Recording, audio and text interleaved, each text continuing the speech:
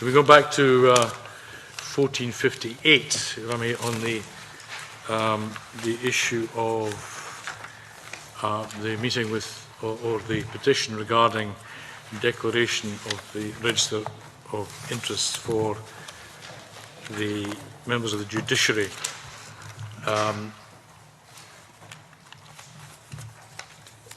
The recommendations were are included in terms of what action the committee wishes to take, one of which is to invite Moi Ali, the JCR, to give evidence to the committee at a future meeting, or to take any other action that the committee considers appropriate. Before making any personal comment, I'd really like to have the views of the committee.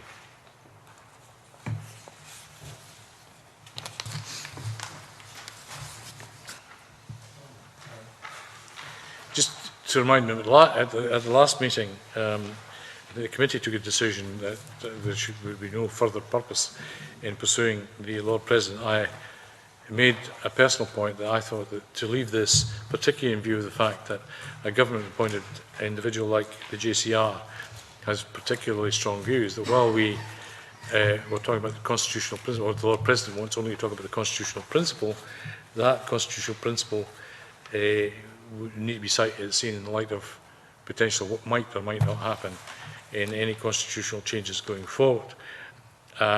So the view was that we should seek to close this off with him, but I would certainly recommend that we have Moi Ali in here. Is it Moi Ali or Moi Ali in here to hear her views?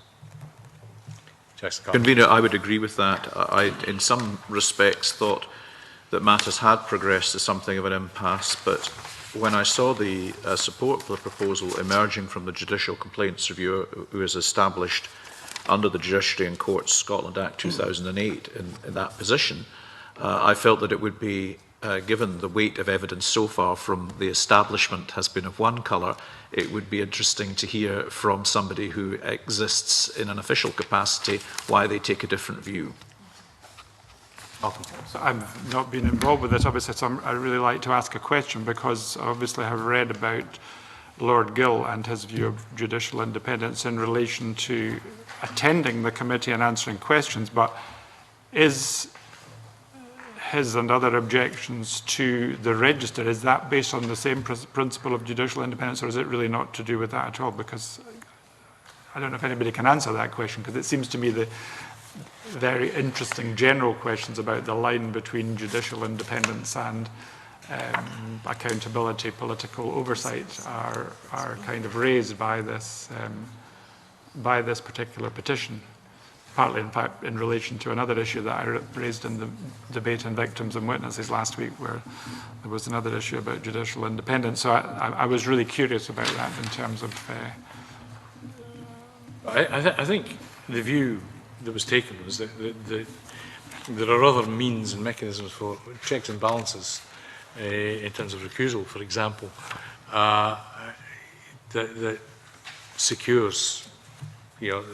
secures the independence of the judiciary, but it doesn't expose them to to what they could, what I think is seen as a breach of the Scotland Act and a breach of how they can actually perform in the role. The register itself would be, rather than just appearing here to answer questions about it. Is that what you're saying? Well, that's difficult.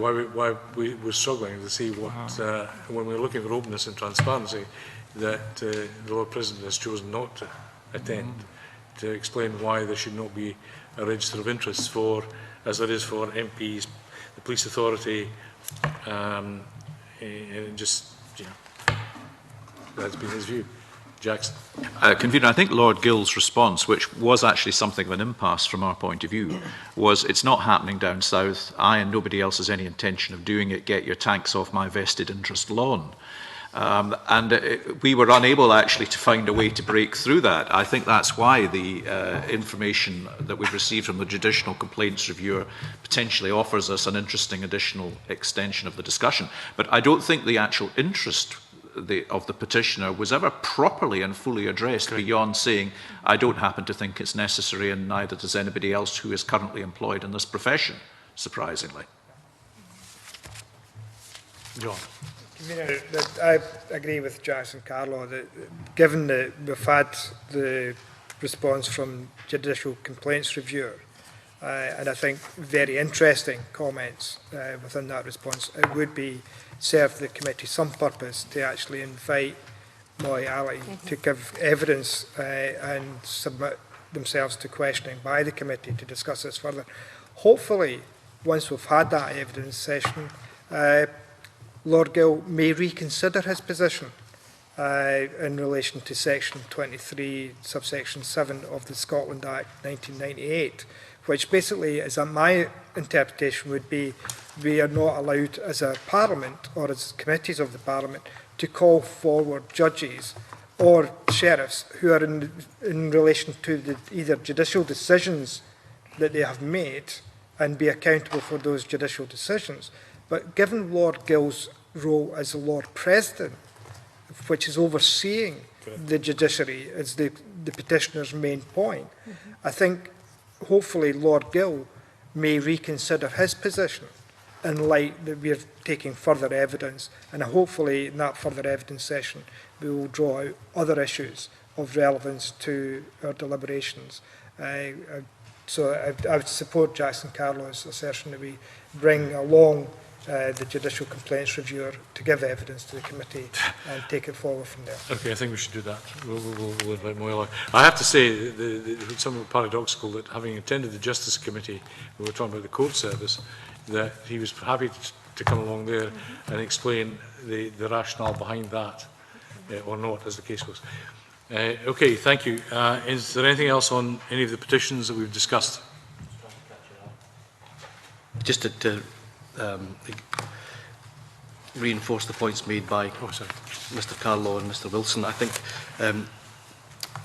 notwithstanding that the point that is made by the Lord President in his letter to the convener of the committee, that judges cannot be compelled under the Scotland Act to appear before committees of the Parliament. I do note the statement in that letter that a register of interest for the judiciary is both unnecessary and unworkable, and it would have been beneficial if the committee had been able to hear oral evidence from the Lord President as to why he thinks that is the case.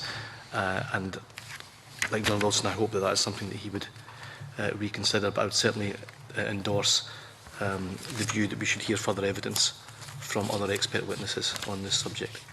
Okay, agreed. Sorry, Angus. Convener, could I draw the committee's attention to the letter from the petitioner that we received recently, in which he asks the committee to approach the New Zealand Green Party member, Dr. Kennedy Graham, of the New Zealand Parliament, who's currently putting his bill through.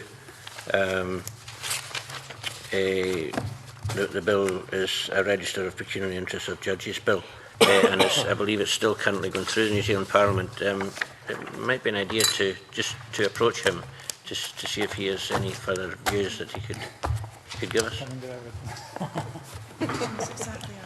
Well, you write to Mr. what's his name?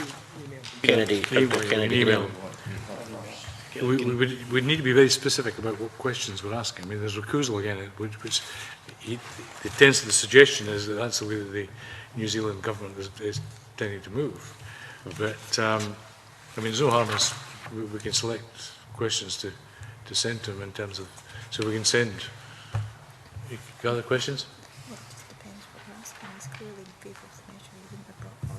Well, he's brought, we can write to him, but you've also got to, if you look at the correspondence, the New Zealand government are now considering it, but there's the government, I think, is taking a view that they'd rather go down the route of saying what the recusals have actually been practiced. But there would be no harm in why don't I formulate some questions, zap them around everybody, see if we could actually write?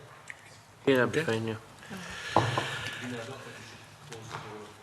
Potential future evidence session involving experts first of Scotland. I know that certainly when the Health and Sport Committee considered the issue of minimum unit pricing of alcohol, we benefited greatly from evidence from experts in Canada, notwithstanding the time differences between the two countries.